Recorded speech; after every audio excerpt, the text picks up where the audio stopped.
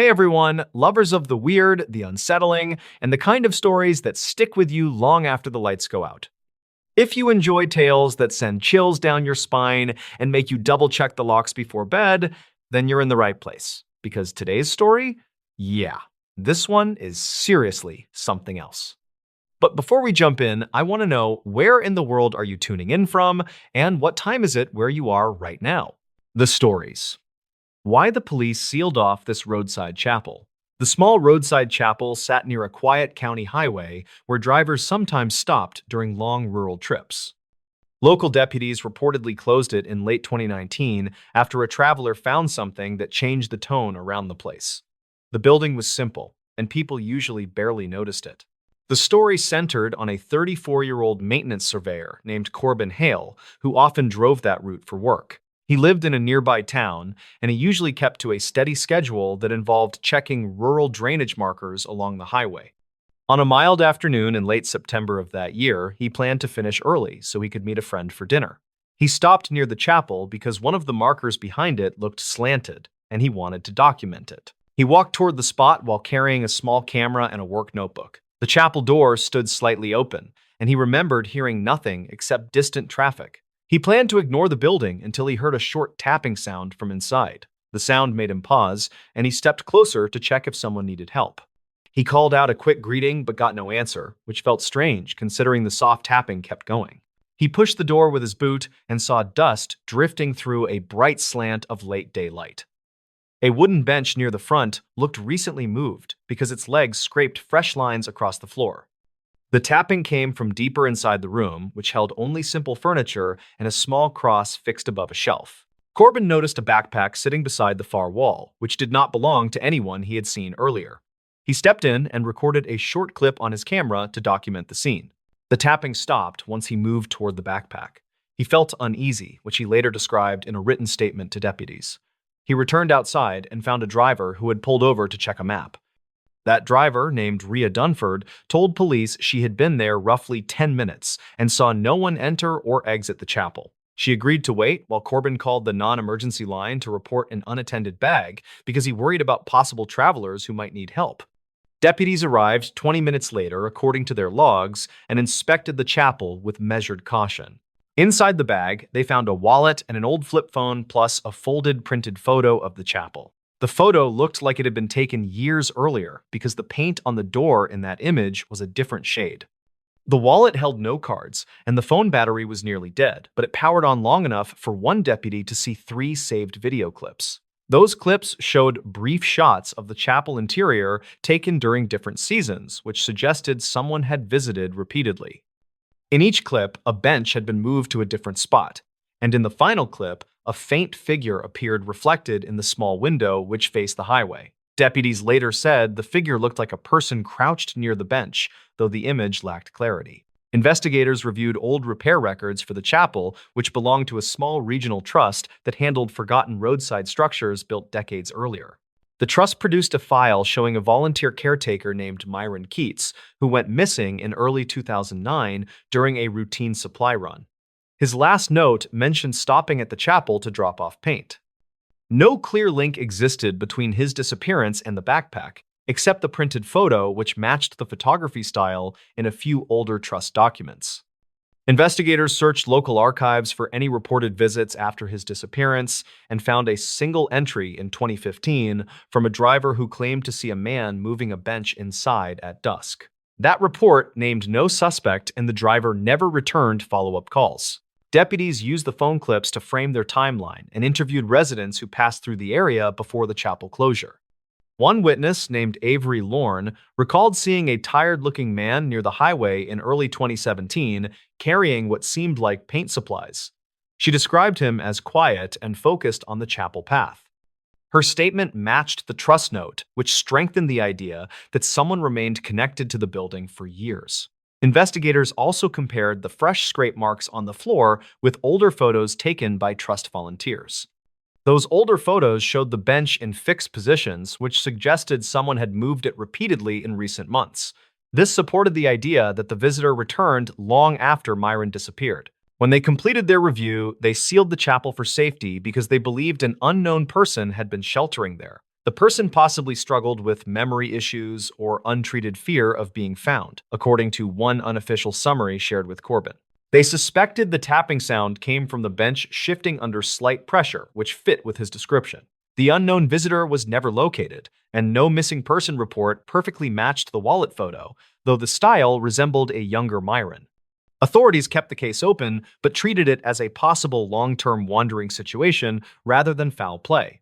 Corbin later told friends that the chapel felt different when he drove past on later surveys. He thought about the way small, forgotten places can hold tangled stories that no one fully understands. He believed the closure made sense because it protected whoever might return, as well as anyone who stopped without knowing the hidden history. He still remembered the tapping sound and considered it a reminder that quiet places often carry quiet warnings. The stories. What a hunter's dash cam caught before it went dark. Ranger files reportedly include a brief dashcam clip from a small county trail where a hunter vanished during a quiet winter morning. The footage circulated among local deputies for years, and some said it captured the last clear moment before everything went dark. Calder Rusk was a 39-year-old warehouse supervisor who hunted whitetail on weekends near an old service road outside a rural township. He liked the quiet routine because it reminded him of calm trips he took with his uncle during the late 1990s.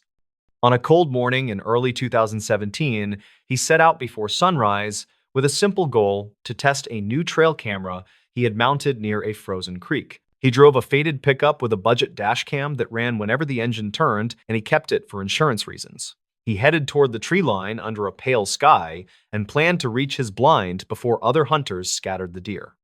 He parked near a thin cluster of spruce trees and noted the strange sound of distant engines that did not match the usual logging trucks.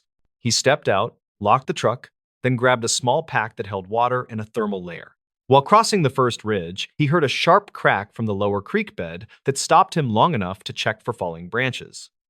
He saw nothing moving through the frost and continued toward his blind with the plan to return by mid-afternoon. The trigger came when he noticed a line of prints that curved away from the creek with a stride that seemed too wide for any deer. He crouched and studied the marks, which looked oddly pressed, as if a heavy object had settled briefly before sliding forward. Witness statements from two hikers later confirmed a loud metallic scrape in that area around dawn. Calder followed the prints along a narrow stretch where the snow had thinned near a power cut. He took out his phone and snapped 3 photos, which appeared in the recovered data after his disappearance. In the first photo, his gloved hand pointed at a deep trough in the ice. In the second photo, a faint reflection hinted at a dull shape beneath the surface. In the third photo, the trail bent toward a thicket with sharp broken branches. Complications piled up when he reached the old blind and found the canvas flap torn along the side where he kept a small heater. He checked his gear, muttered that kids might have messed with it, then noticed the same strange prints circling the blind at least twice. A nearby birch trunk had a fresh gouge that lined with a rough metal edge rather than any animal claw. He reportedly radioed a friend named Orrin Dale around mid-morning and mentioned a set of tracks that looked artificial. Orrin later told deputies that Calder sounded tired but focused, which matched the timestamp on the dashcam file. The truck sat untouched all morning except for a brief moment when the wind pushed snow across the lens. Calder decided to hike toward the ridge above the old service road since the prints kept drifting uphill. While climbing, he spotted a rusted trail marker that had not been maintained since 2005, and he stopped long enough to compare the lower section with the strange gouge on his blind. The cuts matched in width and depth, which led him to believe someone had been dragging old equipment through the property. He continued over the ridge and entered a narrow pass where discarded fencing lay half-buried under ice. He bent to check a twisted strand and noticed faint smudges that looked like dried hydraulic fluid. The smell was faint but distinct, which suggested a leaking machine had passed through at some point during the previous night. He recorded a short voice note on his phone, saying he planned to follow the trail until noon. Deputies later found that note in the recovered cloud folder, which helped build a basic timeline. According to weather logs, the wind picked up around midday and the ridge became unstable. Forest crews said a section of the old pass sometimes shifted during heavy gusts, which caused minor slides that could trap a person in loose snow. Yet something in the final dashcam clip suggested a different angle. By early afternoon, Calder returned to his truck, but he looked unsettled. The dashcam captured him walking from the tree line with quick, heavy steps while glancing over his shoulder. He opened the door, tossed his pack onto the passenger seat, then leaned inside while breathing hard. A faint metallic clatter echoed from the ridge, which made him freeze for 5 full seconds. He whispered, "That was not a deer," then climbed in and started the engine. The camera angle showed his eyes tracking something moving between the trees. Snow drifted across the hood while a light creak came from behind the truck. The sound repeated twice with a rising pitch that made him tense his shoulders before shifting into reverse. He backed a few feet, paused, then pulled forward, as if unsure which direction offered safety. His hands shook on the wheel and he muttered, "Come on," while trying to scan the tree line. The camera struggled to focus because frost built on the windshield, yet a brief silhouette appeared to the right. The shape seemed tall, with a narrow top that tapered toward the ground. Officials never confirmed that detail, though. Several deputies mentioned the silhouette in informal notes preserved in the archived case file. The shape moved once, then vanished when the camera auto-adjusted. Calder shifted again and chose the narrow path back toward the main road. His breathing slowed, but he kept glancing at the rear mirror as if tracking invisible movement. 20 seconds before the file ended, the truck lurched violently to the left, which knocked the camera sideways. A burst of static filled the audio and a heavy thud landed somewhere near the rear bumper.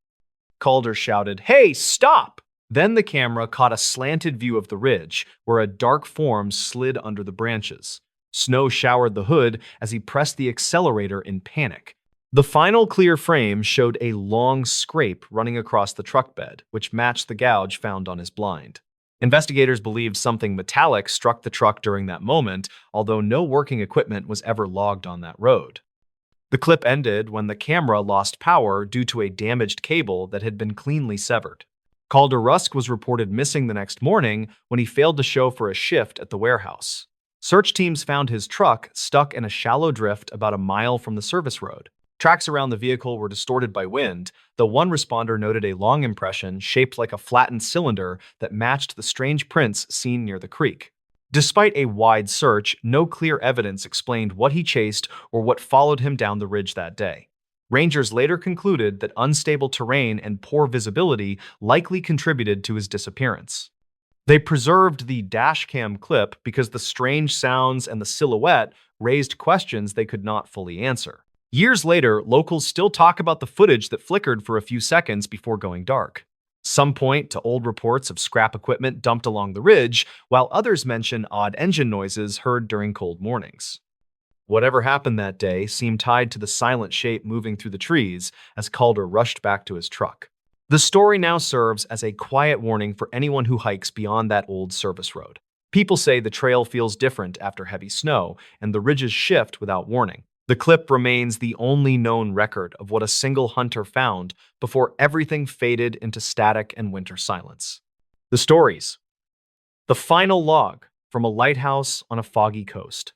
A faded coastal report from 2008 mentions an unsigned log found inside a shuttered lighthouse during routine maintenance. Workers said it looked recent, even though the building had been locked for years. The discovery triggered a quiet review that centered on one man named Corin Halbrook, who once served as the tower caretaker. Corin was 39 and worked as a part-time dockhand in a nearby fishing town, and he checked the old structure whenever storms rolled through. He liked the quiet building, and he felt responsible for keeping it safe because his late father had worked there decades earlier. On a cold morning in early autumn, he headed out with a simple goal, which was to finish a roof inspection before the fog returned. He hiked the narrow path with his tool pack, and he noticed the fog drifting in faster than expected.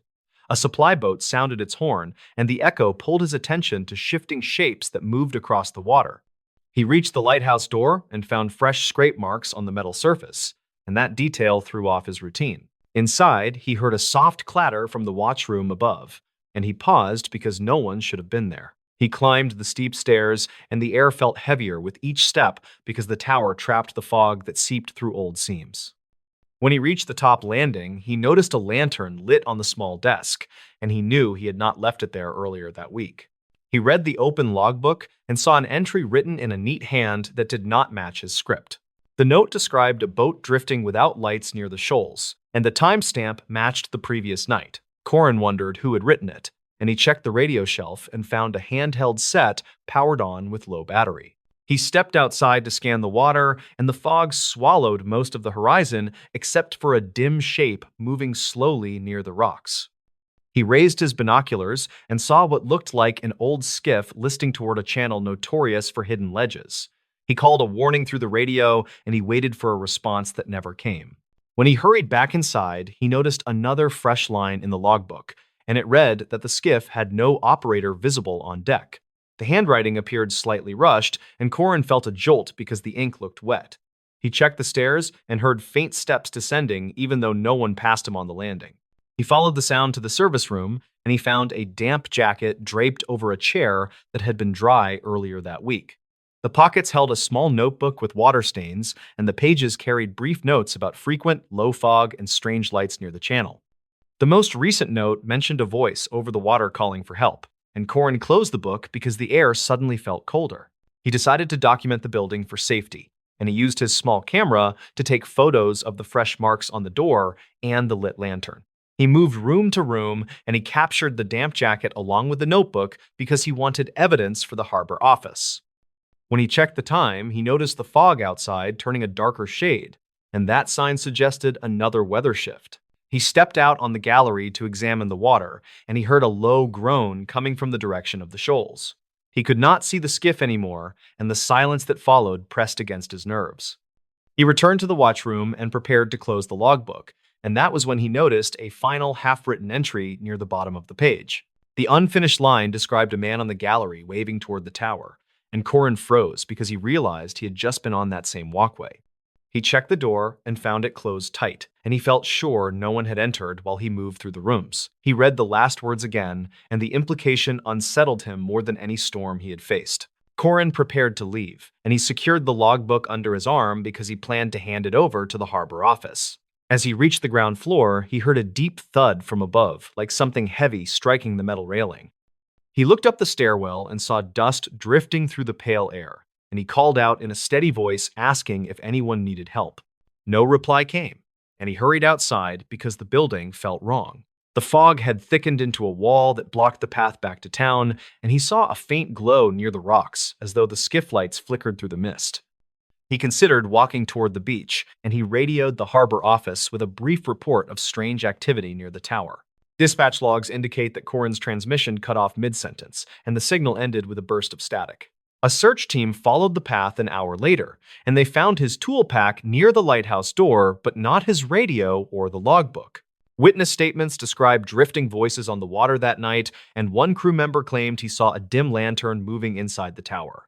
The unsigned log, discovered months later, matched the fragments found in Corin's notes, and investigators believed the entries were written over several days.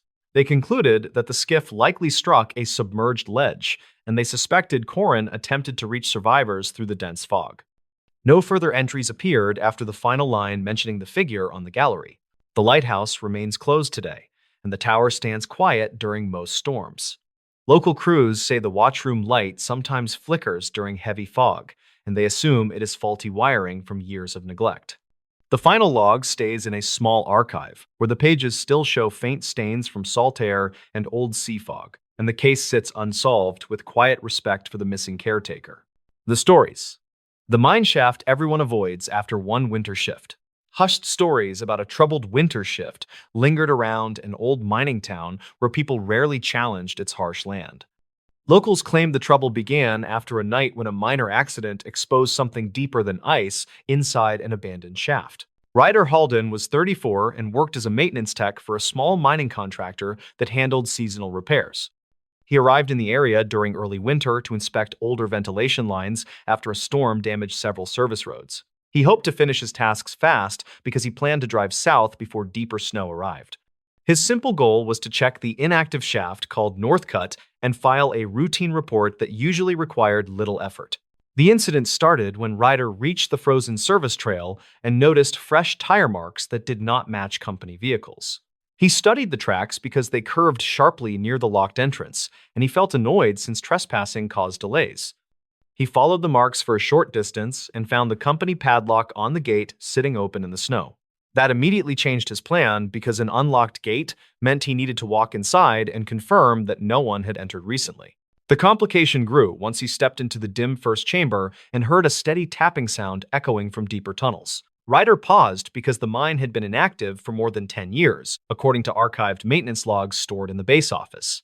He tried to convince himself that melting ice caused the noise, yet the tapping kept a slow rhythm that felt intentional. Nearby walls held old chalk markings that matched diagrams found in earlier reports, though he spotted one new line that seemed recently drawn. He documented the finding with his work phone because unusual markings required clear evidence for supervisors. The photo captured a faint boot print beside the chalk line, and that raised his concern further.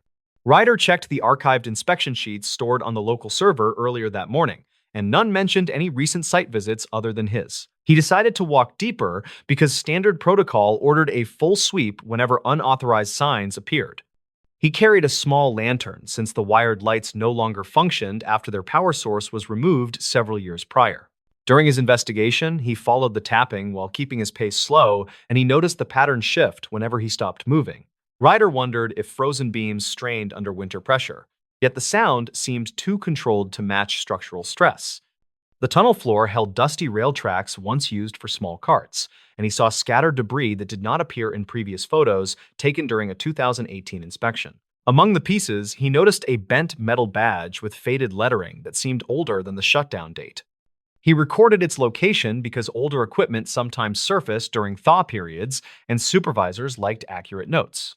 The tapping finally ceased near a narrow drop that led to a secondary shaft called split turn, according to age diagrams.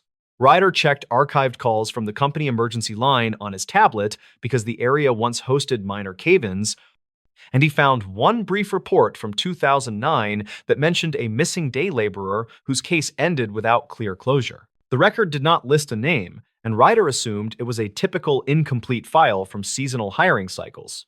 Still, the timing of the tapping felt too strange and forced him to rethink his assumptions about the site. He crouched near the drop and shined his lantern downward, where he spotted a small fabric scrap wedged between two beams. The scrap looked newer than the surrounding decay, and he recognized the color because it matched safety jackets issued during recent winter shifts at the company depot. Ryder felt uneasy because no crew members reported missing gear that month, and the depot logs showed no issued jackets beyond standard signouts. He reached for the scrap carefully and noticed dried dirt on its underside, along with faint char marks that resembled contact with a heated surface. As he studied the scrap, a distant metallic clang echoed from behind him, which made him turn quickly. Ryder called out for any possible trespasser, and his voice bounced through the tunnels without a reply. He replayed earlier photos on his phone to compare debris positions, and he realized a thin wooden plank on the floor behind him now leaned at a sharper angle. He felt certain he did not touch it earlier, so he took another photo, planning to discuss it with security because possible movement indicated human presence or shifting beams. Ryder climbed out of the narrow section and moved toward the first chamber, using the lantern to check each corner. On the way, he discovered a shallow scrape on the wall that looked freshly made, and the chalky dust sat loose on the ground below it. He checked his steps carefully because he wanted to avoid contaminating the scene before proper documentation. He snapped a photo and noted its timestamp for supervisors, who required clear tracking of each entry detail. As he reached the first chamber, the cold air felt sharper and carried a faint burnt scent that had not been present earlier. Ryder scanned the floor for heat sources but found only patches of frost that melted near the gate. He felt confused because the temperature should have dropped consistently inside an inactive shaft during winter storms. His attention returned to the open padlock because fresh scarring around its hinge suggested someone forced it quickly rather than using a key. He stepped outside and followed the tire tracks up the service trail. The sun hung low and gave the snow an orange tint that made details easier to spot. Ryder found a second set of prints beside the tire marks, which looked like boots with shallow tread, and the stride pattern suggested a slow walk.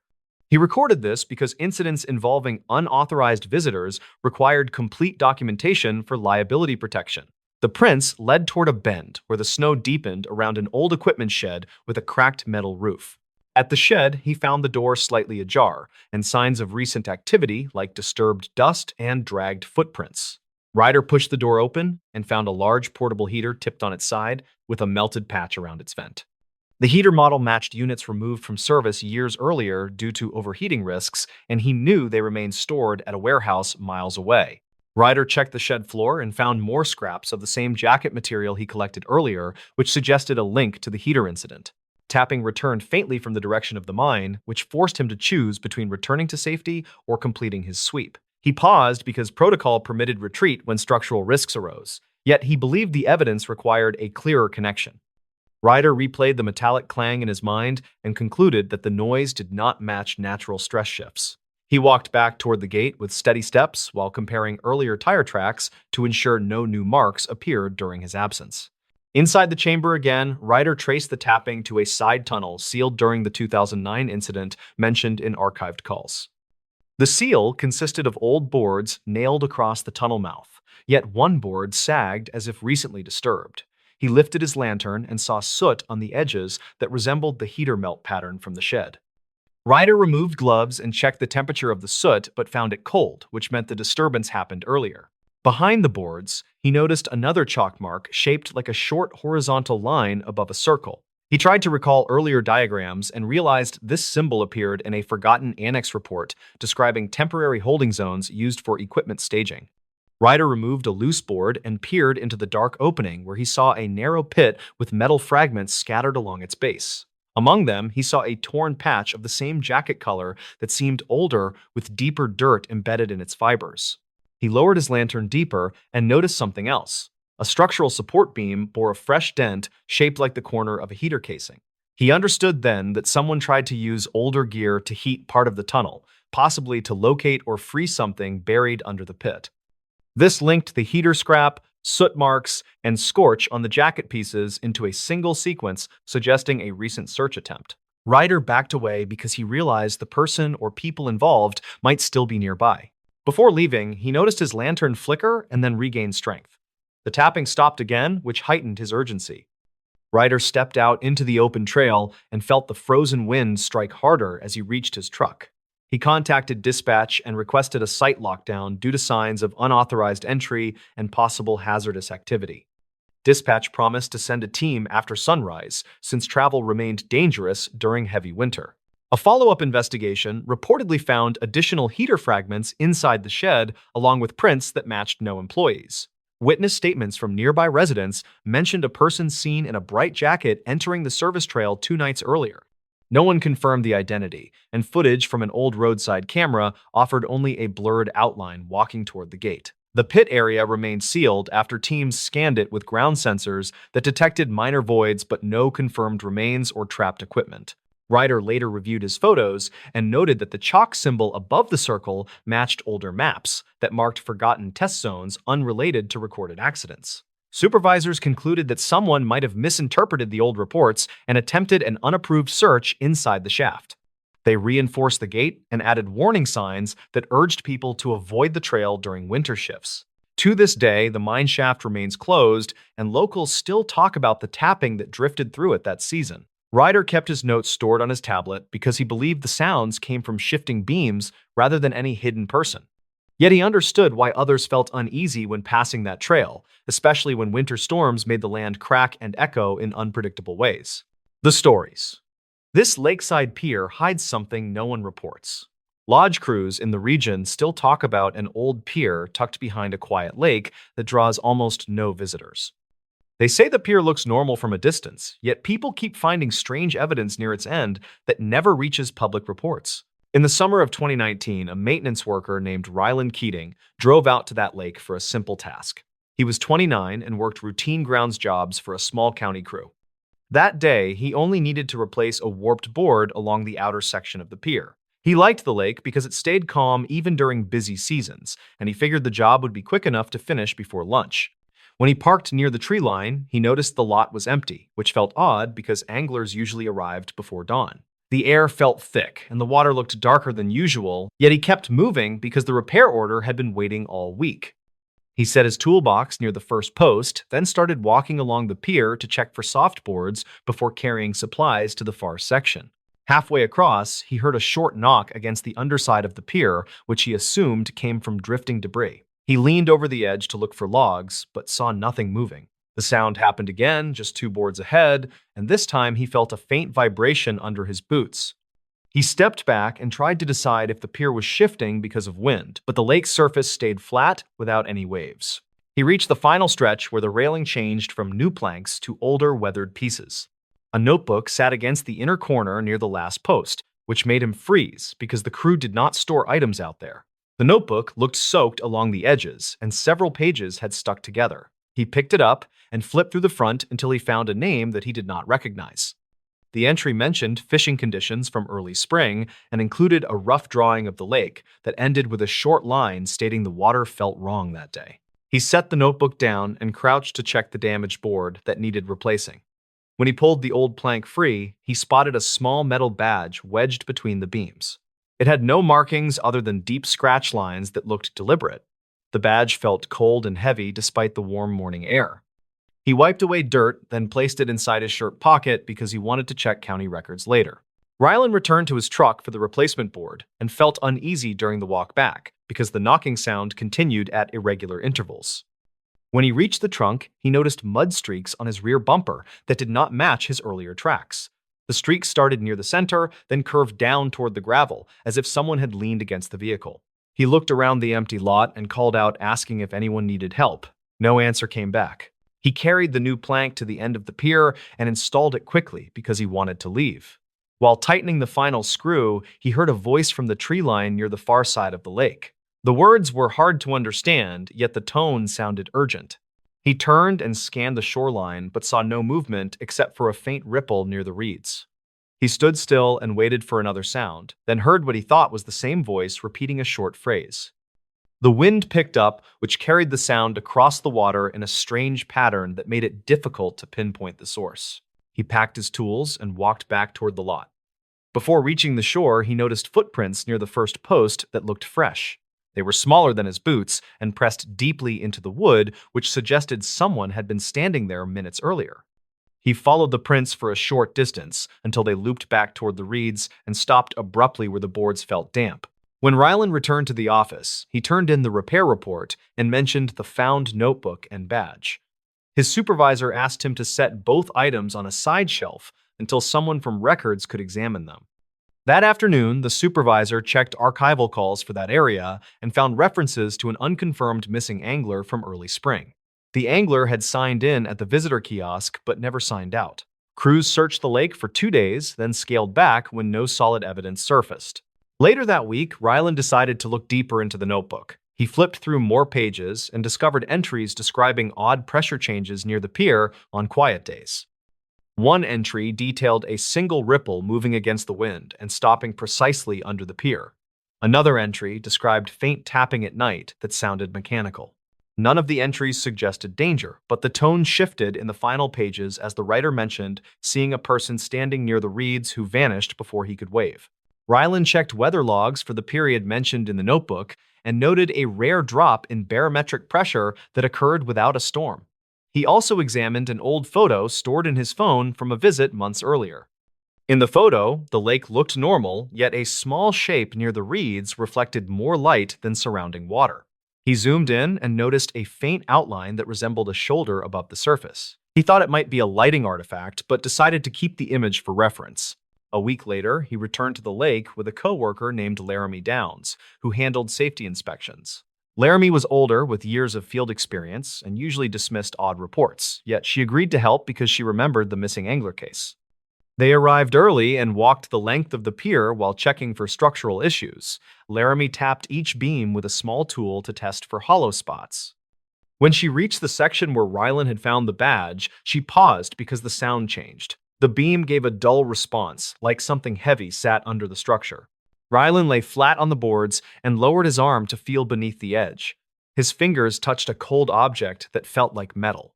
He reached further and pulled out a thin plate with holes drilled along one side. It looked like part of an old sonar bracket, but the lake had no recorded installations.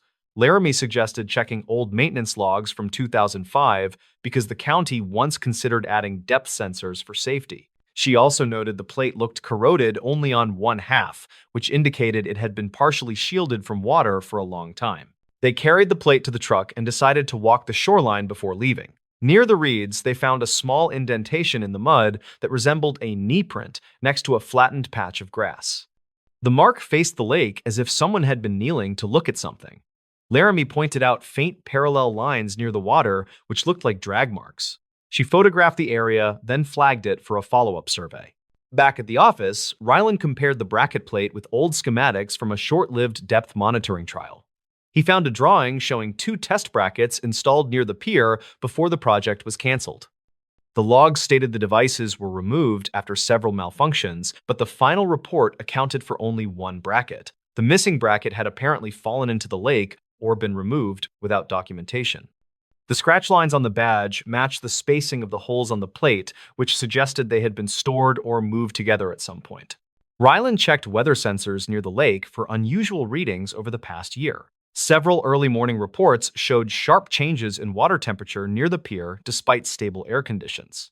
He also found a dispatch log from late spring describing a caller who reported seeing a person waving near the reeds before disappearing under the surface. Responders searched but found no footprints and concluded the caller may have seen a bird landing.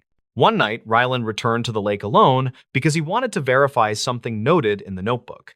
He walked to the end of the pier and stood still, listening for tapping. The lake stayed quiet until a single knock sounded beneath the beams exactly where he had felt vibration weeks earlier. He crouched and waited, then heard a softer knock that echoed against the metal bracket he had removed. He realized the sound pattern resembled the rhythm of small waves hitting a barrier, which made little sense in calm water. He shined a flashlight into the gap where the bracket had been and saw a narrow space that opened into a small cavity under the pier. Something metallic glinted near the back wall. He reached with a long rod and pulled out a rusted hinge attached to a bent bar. The pieces looked like remnants of an improvised tool. He placed the hinge on the deck, then noticed a wet footprint forming near the end post. The shape appeared in seconds, as if someone had stepped there recently. The board around it stayed dry while the footprint darkened.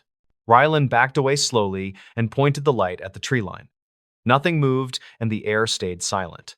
He waited for the footprint to fade, but it held shape for several minutes before drying unevenly. He documented the scene with his phone, then left the lake without waiting for more signs. Weeks later, the county closed the pier for extended maintenance and sealed the logs from public access.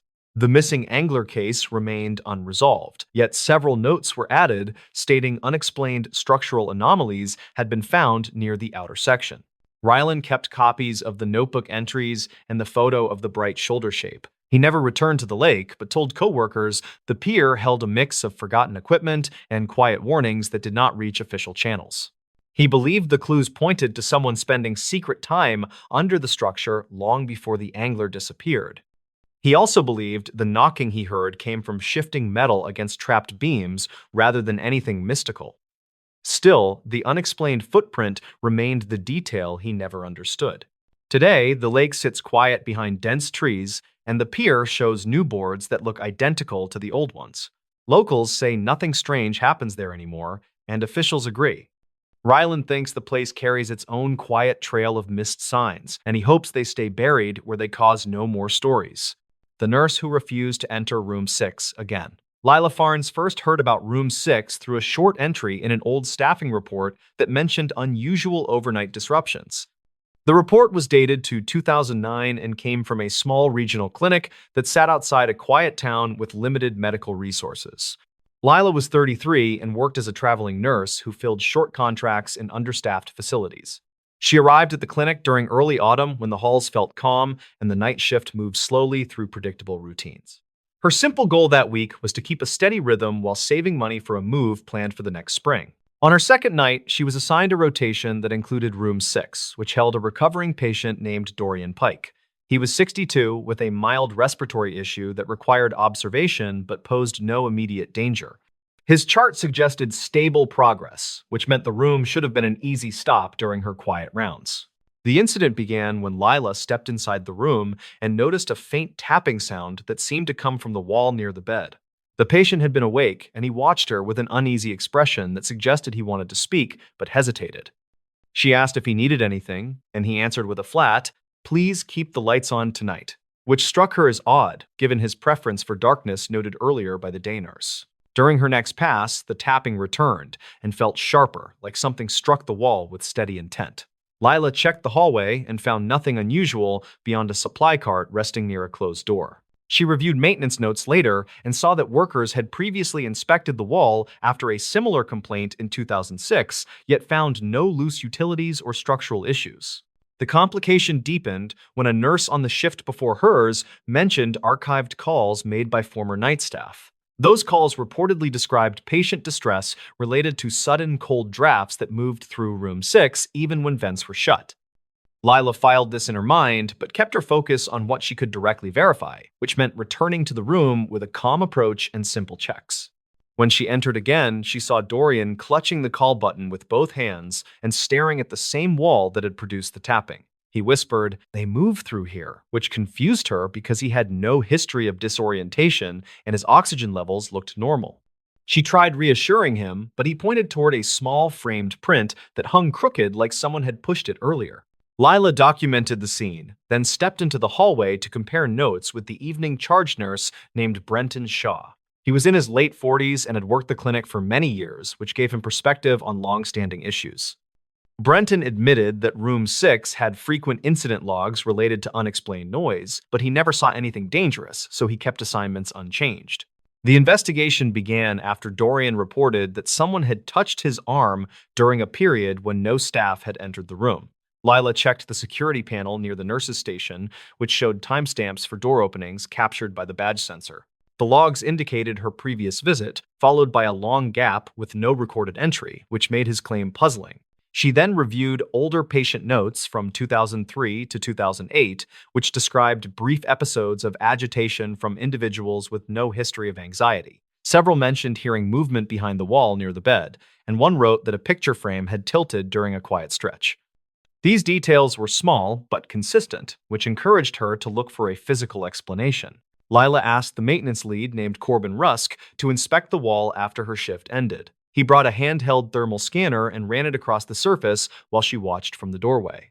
The tool showed a thin vertical band of cooler temperature that did not match the building layout, which suggested an unregistered cavity or narrow chase behind the drywall. Corbin returned during daylight with a small borescope camera designed to look behind tight spaces. He located a hidden seam in the corner that had been painted over during earlier renovations. When he guided the camera inside, they saw a slender gap between structural supports where unsecured pipes ran without proper insulation, which explained both the cold drafts and the intermittent tapping. The twist emerged when Corbin followed the pipes farther and discovered that the cavity connected to an abandoned service chase sealed decades earlier, according to archived renovation notes. That chase once linked several rooms, including room 6, where older patients had repeatedly complained about footsteps at night. The noise likely traveled along the hollow space and grew sharper as the building shifted during temperature changes. Lila returned to Dorian with the findings, which eased his fear because it gave something concrete to replace earlier uncertainty. She watched him relax when she explained how air moved through the gap and how small vibrations struck the wall during normal settling. He nodded and said, "That makes more sense than what I thought," which helped restore predictable routines for the rest of his stay. The payoff became clear a few days later when the clinic sealed the gap with proper insulation, which stopped the tapping that had bothered so many night staff over the years. Lila felt relieved because the solution fit every clue she had gathered from logs, witness comments, and earlier maintenance records. She no longer feared the room and worked her shifts without hesitation. Still, she remembered the moment she first stepped into room 6 and sensed tension that felt older than her short assignment. She knew many stories deepen when fearful people misread unfamiliar sounds, but she also understood how convincing those moments can feel. Later, she often said that small mysteries usually shrink under steady checking and clear evidence, which matched her experience at the clinic. Lila finished her contract without further issues and moved to her next job carrying a quiet confidence shaped by those nights. She still thought about Dorian and the relief in his voice after learning the real cause behind the unsettling moments. Room 6 stayed sealed and silent after the repairs, which meant future patients would sleep without wondering what moved behind the wall.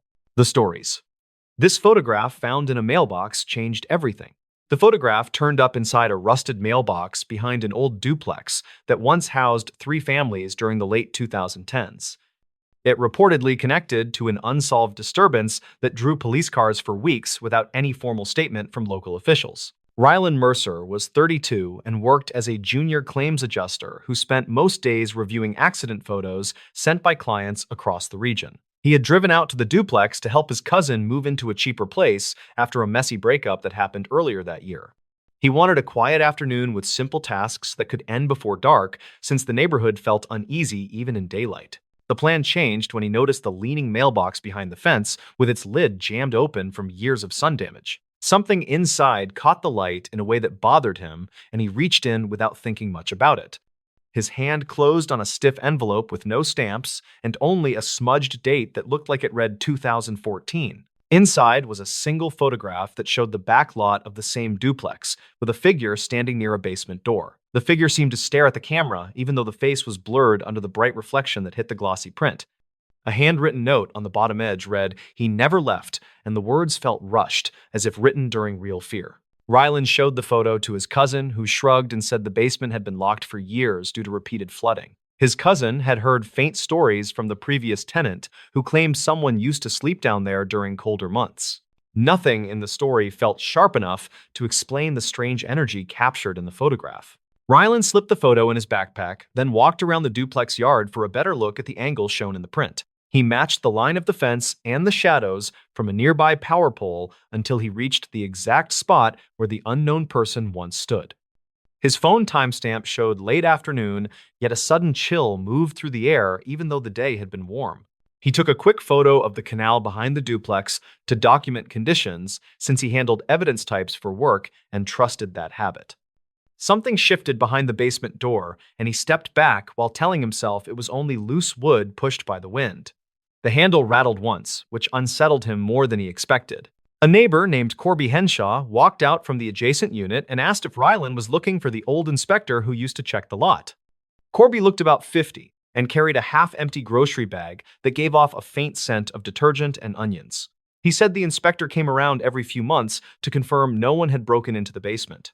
Rylan showed Corby the photo, and the man stiffened before saying he recognized the reflection pattern on the figure's jacket. Corby claimed the image matched a maintenance worker named Talon Griggs, who vanished from the property in late 2014.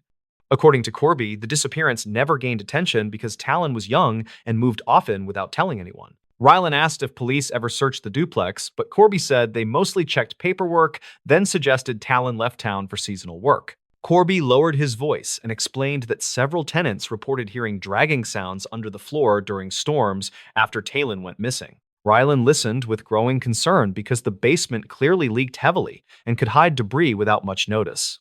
He returned to the basement door and studied the warped wood for any sign of fresh marks that might show recent attempts to enter. A faint groove near the latch suggested someone had slipped a tool inside within the last few months. His job trained him to recognize forced entry signs even when the damage seemed minor. Rylan decided to search public records at the small municipal office across town to see if any maintenance reports mentioned Talon. An older clerk named Mavis Kelter helped him check archived building logs that covered routine inspections and emergency calls. She located a brief entry from late 2014 stating that the maintenance worker assigned to the duplex never completed his shift. The entry ended with a note about a tenant hearing a loud crash near the canal path behind the property that same evening. No follow-up report existed, which troubled Rylan because something clearly disrupted the worker's schedule. Mavis encouraged Rylan to check the microfilm station since older incident summaries sometimes went unprocessed in the main system. He scrolled through grainy reels until a short police dispatch log from early the next morning appeared with a simple description of possible trespasser behind duplex. The log ended without resolution, yet two initials of responding officers matched names Rylan recognized from regional accident investigations. It remained unclear why the officers never wrote a complete summary.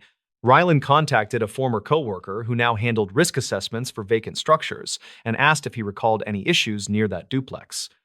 The coworker remembered an odd request from a landlord who wanted an estimate for reinforcement of a basement hatch rather than a full cleanup. That recommendation was denied due to insufficient documentation, which meant the door probably stayed weak for years. Rylan returned to the duplex the next morning and found the backyard quiet except for the hum of distant traffic along the main road. He held the original photograph beside the current view and noticed a missing gutter downspout that once directed runoff away from the basement. Water had carved a shallow trench that led directly to the exact spot where tenants heard dragging noises during storms. He moved closer to the door and pressed his ear against the wood to check for echoes that could reveal hidden cavities behind the interior wall. A faint hollow sound suggested a gap large enough to hide debris that might include personal items left by Talon. He reached for the handle, which gave slightly, as if someone recently replaced a rusted hinge without securing it tightly. Corby approached again and warned Rylan that previous tenants avoided the basement after a courier discovered an old backpack wedged behind a drain pipe. The courier returned the bag to the landlord, who claimed it belonged to a temporary worker, yet no one retrieved it. Rylan realized this detail lined up with the approximate time of Talon's disappearance. He asked Corby where the landlord moved and learned the man relocated to another county after selling the duplex in 2021. Rylan checked property records later that day and found a short transfer note indicating the landlord left behind several unclaimed storage boxes. Those boxes were marked as low priority during cleanup, which meant their contents might still sit in a small maintenance shed. Rylan walked to the shed behind the duplex and spotted 3 dust-covered boxes stacked under a sagging roof tile that drooped toward the canal. Inside one box, he found scattered papers, including an old shift sheet with Talon's name and a checklist mentioning repairs near the basement hatch. Another page listed a complaint about a foul smell rising through the floorboards after heavy rainfall. He took photos of the papers, then looked up when a sudden gust rattled the shed door hard enough to shake loose dried leaves. The wind pushed a loose shingle that clattered onto the ground near his feet and broke apart in a puff of dust. The noise startled him, but reminded him that the property had been poorly maintained for years, which supported the idea of an overlooked accident. Rylan returned to the basement and used a small pry bar from his cousin's toolbox to loosen the frame without causing obvious damage. The door opened with a dull crack that carried through the quiet yard like a tired breath escaping from a sealed room. A wave of stale air rolled out, followed by the faint scent of metal and wet soil. He stepped inside and turned his phone flashlight toward the far wall where the drainage pipe curved behind a pile of rotten boards. Something glittered near the edge of the light, and he reached down to pick up a crushed reflective jacket with a missing zipper. The reflective pattern matched the same glare seen on the figure in the original photograph. A small utility tag sewn to the jacket listed the initials TG, which aligned with Talon Griggs, and confirmed Rylan had found evidence connected to the missing worker. He dug through debris nearby and uncovered an old clipboard that held one final maintenance note describing a sudden collapse caused by shifting soil near the hatch. It suggested Talon was preparing to reinforce the area before something destabilized the ground. Rylan followed the damaged soil path toward a narrow cavity under the floor where water pooled during storms and carried loose items into deeper pockets of mud. He found scattered tools with dried corrosion that indicated the worker likely became trapped by collapsing debris during heavy rainfall. The shifting soil and poor structure could have hidden the incident from sight for years. He contacted local authorities who reopened the case and confirmed the basement conditions created a perfect scenario for an unnoticed accident involving a lone worker. Officers documented the findings and credited Rylan's persistence for revealing the long-ignored evidence that connected the photograph to the missing maintenance report. Corby watched from the fence with a quiet expression that mixed relief with sorrow. Weeks later, Rylan returned to the duplex before his cousin finished moving in and paused near the mailbox where he first found the photo. The rusted metal still leaned forward, as if trying to offer one final warning about secrets left unmanaged in quiet neighborhoods. He understood now that the image was not a threat, but a trace of someone trying to signal unfinished work. He placed a small flower near the fence, then stepped back toward his car while thinking about how easily small details vanish when people move on. The photograph no longer felt ominous because its message became clear through patient evidence and careful listening to forgotten reports. Rylan left with a quiet respect for the worker whose final shift had been frozen in that single frame. The stories. This park bench became the key to 5 disappearances. In many archived reports tied to a quiet suburban trail, one park bench kept showing up in every witness statement. The bench sat beside an older walking path that locals used for years, and it became the center of a strange pattern tied to 5 missing people. The story followed a 34-year-old technician named Braden Lyle, who lived a few miles from the park. He worked maintenance shifts at a small distribution center, and he often stopped by the trail after long nights on the floor. He used the spot to unwind and clear his head before heading home. His goal that morning in early autumn of 2021 was simple. He planned to sit for a few minutes and send a short message to his sister who had been asking about a ride the following weekend.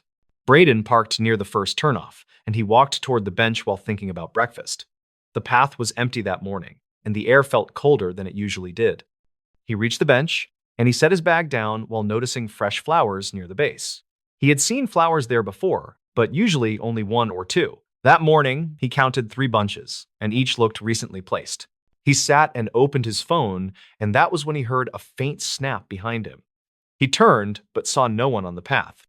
He listened for a moment, and he heard what sounded like quiet breathing near the small cluster of trees. He stood and called out a simple greeting, and he waited without moving. The breathing faded, and he felt uneasy enough to step back from the bench. A woman approached from the trail side and asked if he had heard something by the trees. Her name was Maren Ulrich, a 31-year-old caseworker who visited the trail on her days off. She pointed toward the bench and said she had seen a man sitting there 2 days earlier who vanished after dropping a small notebook. Braden asked what she meant by vanished. She explained that the man had walked toward the trees, and no one saw him leave the area based on her follow-up checks. Braden felt a chill and picked up his bag, and he asked if she had looked around for the notebook. She nodded and said she had found it under the bench. She kept it at home after failing to find a name inside. She told him she could bring it later if he wanted to see it, and he agreed since the story bothered him. She said she would return in an hour after finishing her walk. Braden stayed near the bench and looked around the clearing while replaying her account. The flowers suddenly felt more significant, and he remembered a local post from late 2020 that mentioned a missing runner who often paused near that same bench. He opened an archived article on his phone and saw a blurred photo of the bench with a date stamp. His stomach tightened when he noticed the same pattern of flowers near the legs. He walked closer to the tree line and saw a strip of cloth caught on a branch. He reached up and pulled it free, and he noticed faint mud streaks along the fabric. He placed it on the bench and took a photo for his own record. He had done informal volunteer searches before, and he knew documenting small clues mattered when nothing else made sense. A man in his late 50s entered the clearing and stopped near the bench. He introduced himself as Arvin Drexler, a retired surveyor who lived across the road from the trail. He asked if Braden was looking into the disappearances tied to the area. Braden said he was only trying to understand what happened near the bench. Arvin nodded and said he had seen similar details across several years, and each case started with someone stopping to rest. Arvin pointed to a narrow gap in the trees where old markers hung from metal hooks. He said the markers were part of an abandoned drainage project from the early 2010s. He explained that the project left several deep maintenance pits that were never fully filled, and he believed people may have fallen into an access point hidden under thick brush. Braden asked if he ever reported that theory. Arvin said he tried, but no one followed up due to limited staff and unclear evidence. Maren returned with the notebook in her hand, and she gave it to Braden. The cover felt worn, and several pages had faint impressions of older notes. He flipped through and found a short line written on the last page. It said, "Met them again by the bench after nightfall." The handwriting looked shaky, and the ink appeared fresh compared to the other pages. Braden asked where exactly she found it.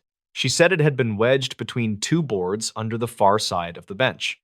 Arvin leaned closer and said he had never seen anyone place a notebook there, which made him think the writer returned recently. Braden felt the temperature shift and noticed a faint draft coming from the gap in the trees. He walked toward the marked area and pushed aside thick branches. Beneath the fallen brush, he found a concrete lip with rusted bolts. The ground dipped sharply, and a hollow space opened several feet below. He knelt and used his phone light to check for movement. He saw only old tools and a broken ladder, yet something about the depth made his pulse race. He called out to ask if anyone was down there. No one answered, but a weak echo carried the sound back. Maren suggested checking the other side of the pit for a safer angle. They circled the clearing, and Arvin pointed to a collapsed section of fencing that partially covered another opening. Braden cleared some branches, and he spotted a shoe near the edge. The rubber looked worn, and the sole pattern matched a detail from the runner case he had read earlier. He carefully reached for it, and he noticed dry mud around the heel. Braden asked Arvin to hold his phone while he photographed the shoe. Maren stepped back to avoid disturbing the area, and she scanned the surrounding branches for more fabric. She pointed to another strip caught on a higher limb, which matched the cloth Braden found earlier. They connected the pieces and realized someone had likely moved through the gap with enough force to tear clothing. Braden called a non-emergency line and reported the discovery. He gave general details without naming the notebook and said he believed an old maintenance pit posed danger to visitors.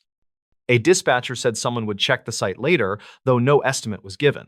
That answer frustrated Braden, and he decided to take additional photos to support the claim.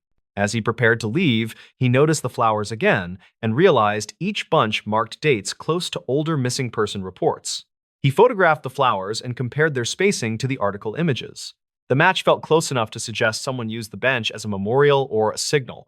Marin suggested the writer of the notebook might have met someone connected to those flowers, and the line about meeting them again could imply repeated encounters. Braden opened the notebook once more and touched the last page. He noticed tiny indent marks above the line that hinted at a torn message. He angled the page toward the light and saw faint shapes. It looked like someone had written a location reference before removing the sheet.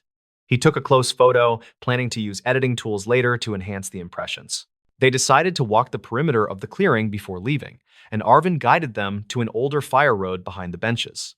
The road had cracked pavement and faded tape lines. He said he once saw a person wearing a reflective vest walking that area at night during 2018.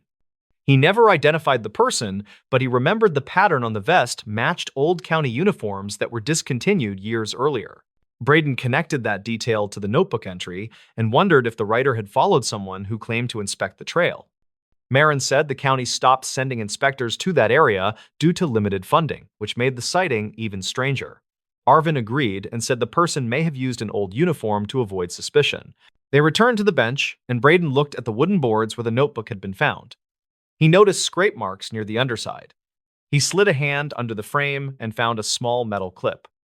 It felt loose, and he pulled gently. A folded paper slipped out and landed on the ground. He unfolded it and read a short handwritten note that said, "Follow the lights near the cutoff after dark." The writing matched the notebook. Marin covered her mouth and said the message made her think someone used small lights to guide visitors toward the maintenance pit. Arvin said he once saw flickering lights near the cutoff during late 2019, but assumed they were kids playing with flashlights. Braden realized the lights may have lured curious people toward the gap. They stood silently as the idea settled. The disappearances could have been accidents caused by a hidden pit and a misleading light source. The writer of the notebook may have followed the lights and nearly fell or witnessed someone else fall. Braden suggested the writer tore out the earlier page to give it to someone, possibly a friend or an officer, yet the person never turned it in. A faint gust moved through the clearing, and Braden felt uneasy again. He gathered the notebook and folded note, and he said he would deliver them to the local station as soon as possible. Marin said she would provide her statement about seeing the notebook drop 2 days earlier. Arvin agreed to guide officers to the pit if needed. They walked back toward the parking area while discussing safer trail access. Braden looked over his shoulder at the bench, and he felt a strange pull. The bench had been a quiet place for years, yet its role in 5 disappearances seemed tied to simple mistakes, hidden hazards, and poorly understood signals left by an unknown person. The truth felt less like a supernatural mystery and more like a chain of overlooked warnings. Braden left the park with a steady resolve to push for a full inspection. He believed the answers were already there in the bench, in the flowers, and in the fragments of notes hidden under old boards. The truth only needed patient eyes to connect what had been ignored, and he hoped the next visitor would find the trail safer once those connections reached the right people. The stories. Never open the locker marked "staff only" at this pool. It was reported that an old community pool kept one locker sealed during every shift, which matched the warning painted on its door. Local staff claimed the warning came from an incident in the early 2010s that never made public records. On a warm morning in late July 2019, a 28-year-old lifeguard named Rylan Keene started his first full weekend shift. He worked part-time at the pool while finishing a safety certification course, and he had a simple plan that day. He wanted to close early, finish his paperwork, and head home before the evening rush. The pool sat near a quiet suburb, and most regular visitors arrived with kids who stayed close to the shallow end. Rylan checked the schedule board, then walked along the lockers behind the staff counter while sipping a cheap canned coffee. He noticed a metal locker that looked older than the rest, and its front carried the words "Staff Only" in faded red paint. The manager had already mentioned the locker during training, stating that nobody should open it since the last documented key went missing years earlier. Reports from retired employees suggested the door once belonged to the maintenance area, although the structure behind it had been remodeled in 2008. Rylan always thought the story was exaggerated to keep kids from sneaking inside. That morning, he heard a dull rattle from the locker, which felt unusual since no one stored equipment there. He tapped the metal surface with two knuckles and heard something shift inside. He looked around the empty hallway and said quietly, "Anyone stuck in there?" Which made no sense because the locker was too narrow for a person. The sound stopped, then a faint thud followed, which tightened the idea that maybe an animal had crawled in through the back. Rylan fetched a flashlight from the front desk and returned to inspect the vent near the locker base. Dust coated the grate, and nothing suggested active airflow. He crouched lower but noticed a small slip of paper on the floor, folded twice with the edges stiff from moisture. It looked recently placed and carried a quick note reading, "Check logs before closing time." The handwriting looked rushed, and he recognized none of the staff who wrote like that. He placed the note in his pocket and opened the office drawer where old incident binders were kept. The logs from 2011 through 2014 were thin, while the binder labeled 2015 through 2017 held several handwritten entries from night shifts. One entry from late August 2015 described a report of heavy knocking from behind the old locker. The guard wrote that he radioed a supervisor, then waited 15 minutes before the noise stopped.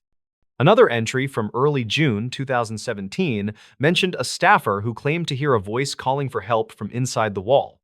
The supervisor at the time marked both events as unverified due to limited evidence. Rylan read further and found an archived maintenance note claiming the original access hallway behind the locker had been closed after a small structural collapse in 2010.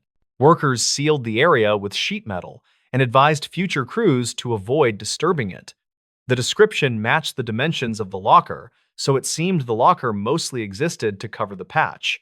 Before he could finish the binder, a regular swimmer named Tala Pembry approached the desk to ask about the lap lane schedule. She was in her 40s and visited nearly every morning. She noticed the binder and said, "You checking the old disturbance files," which caught him by surprise because he had not mentioned anything. She explained that she swam here in 2010 when the collapse happened.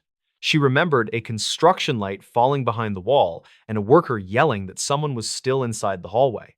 Tala claimed she never heard what happened afterward, and she said the staff acted nervous for weeks. Rylan asked what she remembered about the worker. She paused, then said, "He was young, maybe early 20s, before walking toward the changing rooms." Her voice shook slightly, as if she had debated sharing more. He returned to the hallway with the locker and listened again. There was no sound now, only the faint buzz of old fluorescent bulbs. He reached for the handle and felt a cold vibration that did not match the ambient temperature. He stepped back and considered calling the manager, but he knew the manager would say it was nothing more than old pipes. Rylan spent the next hour monitoring the pool and checking the locker during each sweep. At 2 in the afternoon, the note in his pocket felt heavier somehow. He unfolded it again and noticed that the ink looked smeared, almost as if the message had been written minutes earlier rather than hours ago. He checked the front desk computer for any digital archive of maintenance calls near that structure. The system showed a report from 2019, only 4 months old, where a staff member logged hearing metal scraping behind the locker. The entry stated that the scraping stopped when they stepped closer. Later that afternoon, an older groundskeeper named Ward Leston entered the office to collect spare filters. Ward had worked there for more than 15 years and kept a quiet personality. Rylan decided to ask him directly about the locker.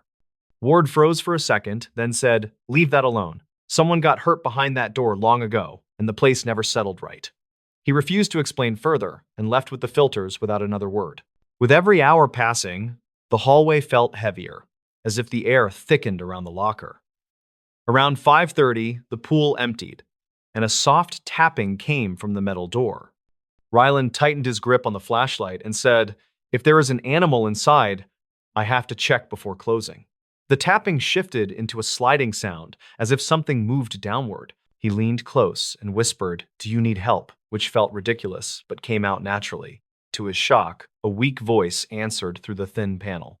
It sounded like a scared young man saying, "I am stuck in the hall," followed by a strained cough. Rylan jumped back, then approached again and said, "I will get help. Stay calm." He ran toward the maintenance shed and grabbed a crowbar, then returned with his pulse racing. He wedged the tool under the corner and pried, expecting the metal to bend easily. Instead, the locker door lifted sharply on its own, almost like someone had tugged it from the inside. A sharp burst of cold air hit his face as the door cracked open by less than an inch. He pointed the flashlight through the gap and saw a narrow cavity behind the metal panel. It looked like an old service corridor lined with dusty concrete. At the far end, he spotted a reflective surface that resembled a safety vest, and the faint voice called again, saying, "Please pull me out." The corridor seemed impossibly deep compared to the thickness of the wall, which caused him to recoil in confusion. Seconds later, his radio crackled by itself with heavy static that drowned all pool noise. The corridor darkened as if an unseen shadow moved closer, and the vest shape disappeared completely. The voice stopped mid-sentence, and the temperature dropped sharply, making his arms shake. He stepped backward, and the locker door slammed shut with a force that echoed through the empty hallway. He tried the handle again, but it would not budge, and the flashlight died without warning. He backed away and held his breath as the building settled. No further sounds came from the locker. Dispatch logs later stated that he reported the incident at 6:10 in the evening, though the call lasted only 9 seconds before the line failed. Management inspected the locker the next morning, but found no evidence of a corridor or any exposed space. They claimed the interior showed only plywood backing and sealed insulation. Rylan insisted on what he saw, but the staff reminded him that the structure behind the locker had been permanently filled. He wrote a full report, which was stored with older, unexplained events. Weeks later, a former construction worker visited the pool to repair a broken gate. When Rylan described the voice, the worker asked if it sounded like a man named Astor Holt, who went missing during the 2010 collapse. Records suggested he entered the service hall before the accident, though recovery teams never found him. The worker whispered that some crews believed the hall never sealed completely, and the pool carried echoes from that gap. Rylan eventually left the job, but he kept the original folded note as uneasy proof of that day. The locker remains bolted shut, and new staff are told the same warning he once ignored. Some visitors claim they still hear tapping near closing time, though it stops the moment anyone acknowledges it.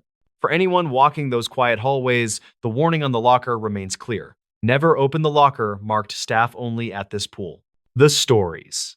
The bus route no driver volunteers for anymore. Mason Kiernan had heard about Route 74 from older drivers, who spoke in quiet tones that never carried far. They said the trouble started in the late 2010s after a strange series of reports reached dispatch.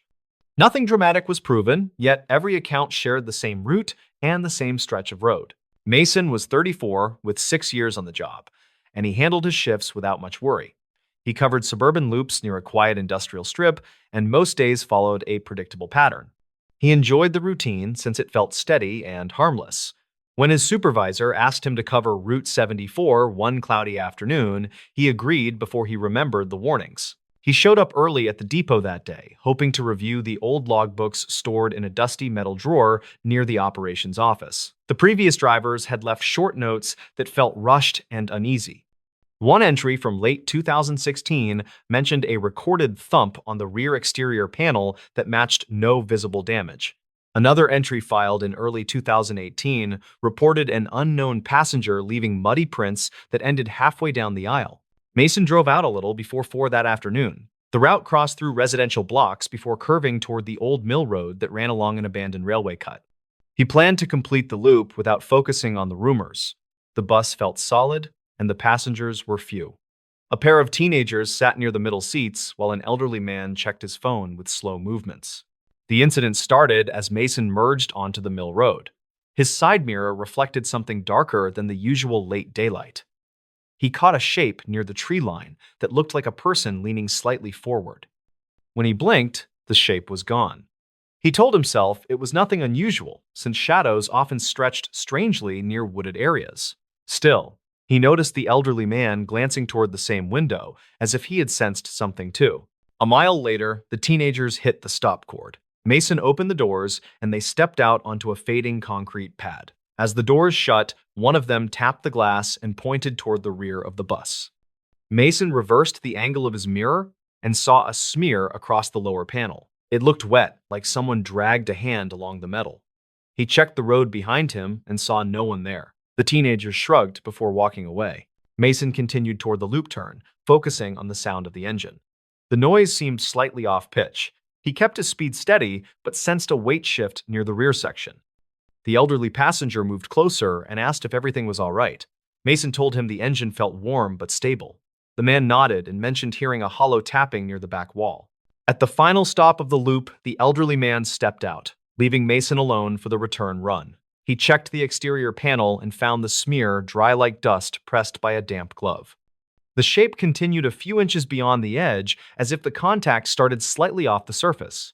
He wiped it with his sleeve and felt grainy residue flake away with an odd metallic smell.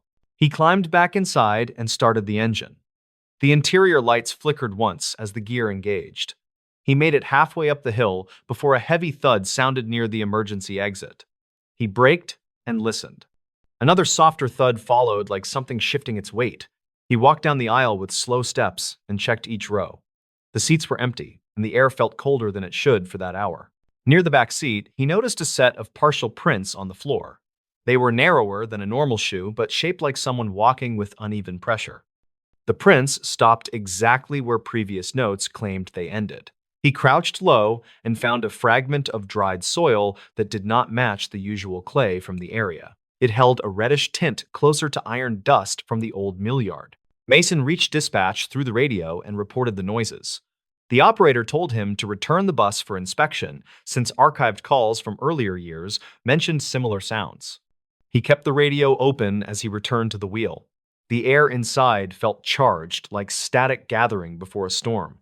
On the way back, he passed the same hill where he had seen the shadow near the trees. The mirror caught movement again. This time, he saw a figure standing perfectly still on the narrow shoulder. The figure wore something loose that blended with the background. The face seemed pale, though he could not see details clearly. The figure vanished between glances without any sign of retreat. A minute later, a faint tapping started along the rear exterior. It rose in 3 short bursts that matched a steady rhythm. He recognized a pattern similar to someone hitting metal to test thickness. He held the wheel tight and kept driving until the depot gates came into view. Mechanics met him near the garage. They checked the exterior and found thin scratches near the rear panel that shaped a curved line not caused by branches. The residue he had wiped earlier fell into a small tray and produced a metallic odor stronger than before. One mechanic mentioned that earlier logs described identical residue after drivers reported seeing a lone figure near the mill road in late 2017. The supervisor asked Mason to retrace the interior for any objects left behind. He searched each row with a handheld light. Near the same spot where the prints ended, he found a torn strip of cloth hanging from the seat frame. It felt oddly cold, even under the warm light. The cloth carried the same reddish tint as the soil fragment.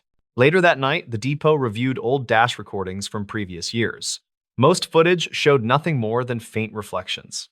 However, one clip from mid-2019 captured a blurred outline moving along the side of a passing bus. The outline kept pace for several seconds before fading near the same hill where Mason saw the figure. Investigators compared the footage with archived local reports. They found mention of a worker who disappeared near the mill site in late 2015. The report never confirmed foul play, and the search ended without results. There was no official link connecting that case to the strange events on the route, yet the timing matched the earliest driver notes. Mason stayed quiet as the supervisor reviewed the findings. The bus still sat idling with a low rumble that hummed through the concrete floor. A mechanic tapped the rear panel and noted that the metal vibrated oddly like a surface recently struck from the outside. Another mechanic mentioned hearing a faint echo that felt delayed by half a second. The depot decided to suspend Route 74 until the buses could be tested. Drivers whispered that the figure near the hill might be tied to the worker who vanished years earlier. No one claimed solid proof, yet the pattern of sightings, sounds, and residue lined up too closely to ignore. The supervisor circulated a memo explaining that the route posed operational risks due to repeated, unexplained interference. Mason drove home that night feeling the weight of everything he had seen. He replayed the moment when the figure appeared in the mirror. He tried to decide if it looked like a person seeking help or a shape formed by shifting shadows. The cloth fragment still felt cold in his memory, though he never touched it again. In the weeks after the suspension, several commuters asked why the route closed. Officials told them the road required maintenance due to instability near the railway cut. Only a few people mentioned the old rumors. Some said they once saw someone walking the hill at dusk, though none described a clear face. Mason returned to his regular loop and kept his focus on safe runs. He never requested Route 74 again. Whenever the topic surfaced among drivers, he listened quietly, without adding his story. He knew what he had heard and seen on that road. He also knew that the evidence, while thin, repeated across years with unsettling consistency. The depot finally retired the buses assigned to that route. They stored them in a corner lot away from the main garage. On calm nights, staff claimed to hear soft taps on the panels as if something moved inside the old shells. No one investigated because the sound stopped whenever a door opened. Each time Mason passed the lot, he felt a chill rise along his arms. He believed the events were real, even if no official report could confirm them. Route 74 remained closed, and no driver stepped forward to revive it. The story faded from public view, yet those who worked at the depot understood why the route stayed empty. They remembered how it felt to sense a presence following the bus, and they knew some roads carry histories that never fully settle.